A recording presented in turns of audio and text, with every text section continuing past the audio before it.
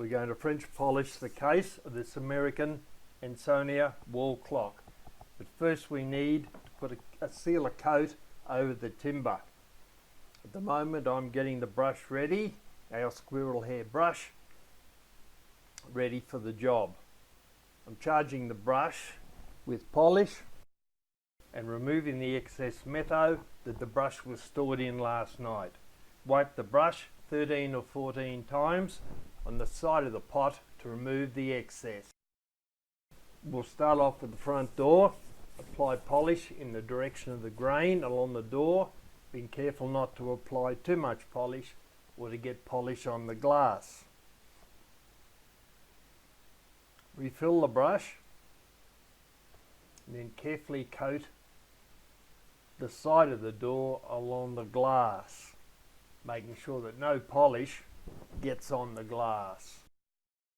With long careful strokes, apply polish to the case, making sure that you get right up into the corner, and then draw the polish down again. Charge the brush again with more polish, and then check that there are no runs in the work that you've already done. We'll now apply polish to seal up the front of the case using long broad brush strokes, always in the direction of the grain. Charge the brush again and apply polish in each direction from each end to smooth it out.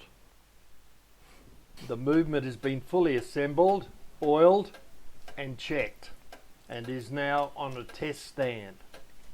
The clock in the lower right hand side is used to measure the accuracy of the Ansonia movement. This is a close-up of the movement under test. Here we see the completed project hung up and running.